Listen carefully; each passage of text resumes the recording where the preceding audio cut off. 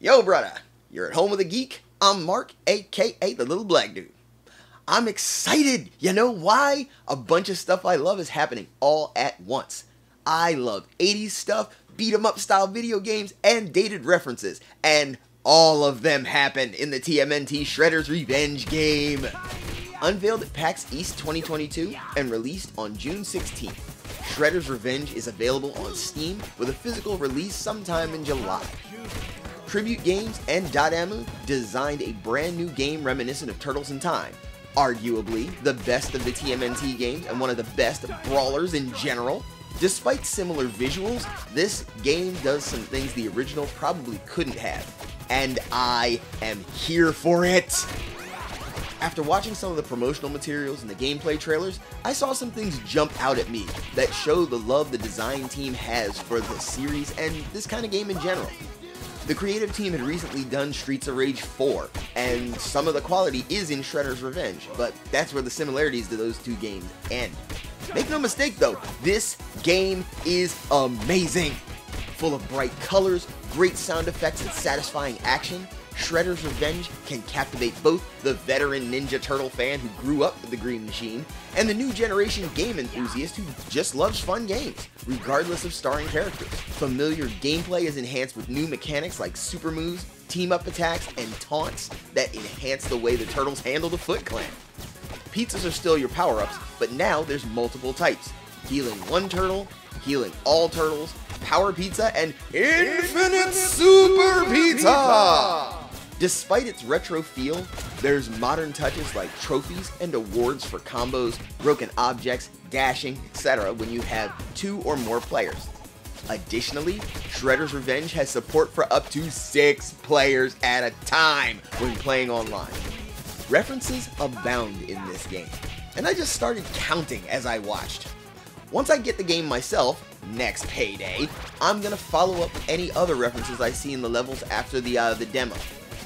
There are 2 playable levels in the demo so far, Jaw-Breaking News and Big Apple 3 PM, alluding to the first level of Turtles in Time.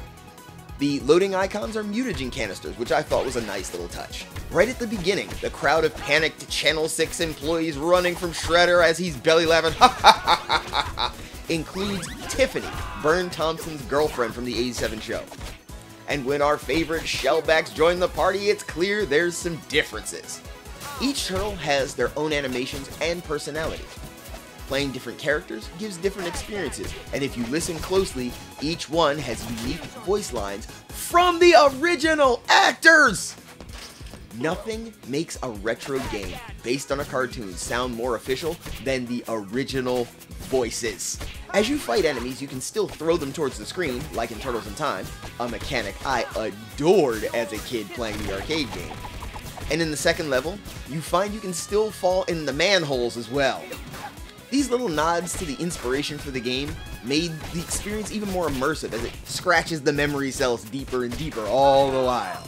Each of the Turtles' fighting styles comes out visually, from the way they run to their combos matching their weapons of choice. Even little touches like Raph flipping his side closed when he slams a foot soldier add to the polish of the game. Looking at Leonardo, much of his animation is lifted from Turtles in Time. His slide kick, roll, shoulder check, and jumping cut super are practically identical. With that said, his combos are different and have some real spice to them compared to the older game. And I just love how his end of level emote is basically his Leonardo leads sword point from the 1987 opening. He may have gotten the fewest character tweaks, but there's absolutely fire in his area clearing super moves. Leo is definitely to be respected. Michelangelo, however, I think he got the most new animation for the 4 of them, and his references are numerous. I immediately lost it when I saw his taunt, which helps you charge your super meter, was part of his dance from the 1987 opening. What made it doubly amusing was how I missed a second reference during my reaction to the first one. One of Mike's supers is also from the opening, where he's deflecting weapons with his nunchaku. Add to that one other super, where he drops from the sky spinning his nunchaku, which put me in mind of one of the Playmates toy commercials. I think you see what I mean. I'm also amused, as a martial artist, that Mike does load and whip his nunchaku like a real practitioner would in a lot of his animation. This is doubly interesting when you know Mike almost never used his nunchaku in the original show. The design team really went deep. Finally, Mike's end of level emote is the Cowabunga jump, done at the end of levels during Turtles in Time. Mike got a ton of references, mostly due to being the most animated of the four, but this is far from all. Are you having fun so far? Mash that subscribe button and the like button if you are. Much of the upgrading done for Leo also applies to Raphael and Donatello, but they get some personality as well. Raph's taunt is just a big old belly laugh, which fits him perfectly. He's also the only one of the turtles that suplexes enemies. Again, he's got little animation touches like the positions of his sai as he attacks, runs, and jumps. He also spins his sai during certain attacks, adding a little more flair to his look. I also think he got the most variety of voice lines from before as well, which fits for the cool but rude Raphael. His end of level emote is another nod to the TMNT opening as he spears a slice of pizza with his sai. Donatello got the most overhaul to his design in my opinion. His fighting stance and walking animations are leagues different from the other turtles, and even from his old animations from the TMNT brawlers before this. I think all his attacks are unique to this game as well, since I don't remember too many kicking animations in them. Donnie kicks a lot in this game. The developers also took the length of the bow into account, as he feels much more like a ranged fighter, and he wields his staff accordingly. Don's taunt shows his nerdy side, as he squats down and plays a Game Boy for a little bit, in the middle of a fight, and then he proceeds to kick shell afterwards. His end of level emote doesn't reference anything from the show that I can recall, but he turns his bow into a pogo, a bogo stick, if you will. And it just shows Donnie's creative side beautifully. One of the most charming things about this game, and about games like this, are additions to the roster. And when you have as avid a fan base as TMNT has, I'm sure there were tons of requests. At release, there are 3 extra characters: April O'Neil, Master Splinter, and Casey Jones. Splinter and Casey are a natural addition, and the design team made them both awesome. But I'm sure there are a ton of people going, why April? She was never a fighter in the old show. I know this because I said it. But April's character has evolved during the course of the different iterations. Between the 2003 show having her be more of a treasure hunter / archaeologist, the 2007 movie expanding on that and putting her in a bright yellow, lightly armored leotard, and having her fight alongside the team during that movie, and the 2013 show making her younger and having her train with Splinter, I think this is an opportunity for a creative addition to the game. April is hardly helpless in this game. She uses a microphone like a weapon, and even has some sick air combos that she can use, many of which are homages to ladies in fighting games. When she picks up a power pizza, she spins and swings a Channel 6 branded camera around. And my favorite thing of all, April drops the mic at the end of a stage. Splinter being a playable character fills me with such joy. And oh, do the developers use it to their advantage that he's a ninja master.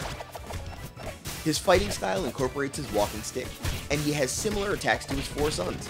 But when I saw his power pizza attack, was basically Tatsumaki Senpukyak. Let's add to that, one of his supers uses hand positions from the Kuji-in before firing energy versions of himself across the screen. Another of his supers shows him striking enemies on either side of him and biting a third in front of him, pulled straight from one of the early episodes of the '87 show. Additionally, he meditates as his taunt. I am into it! Finally, Splinter ends his levels by putting his hands in his sleeves and bowing. He's done that a number of times in the show, so it makes sense to have this be his ending. Casey Jones was revealed a couple of days before the game dropped. The fans were absolutely losing their minds, since he had been requested for some time. And the team didn't disappoint. Casey has all his weapons from the cartoon: a hockey stick, a baseball bat, and a golf club. and when he uses them, he sometimes gains matching headgear.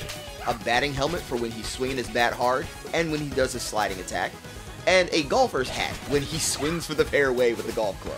What I experienced watching the trailers for this was nothing short of a nerdgasm. I cannot wait to get my hands on this game. It's coming out physically for the Nintendo Switch, PlayStation, and Xbox, and it's also available digitally right now on Steam and for consoles. So if you are playing it digitally, you're a step closer than I am. Are you going to get Shredder's Revenge? Leave a like and comment if you are or aren't, and why. Much of my childhood was spent with TMNT, and I loved playing the games in the arcade and at home. When this one is in my hands, I'm definitely playing it until my thumbs hurt. But until then, this the little black dude. Put your fist up with me. Stay geek and proud.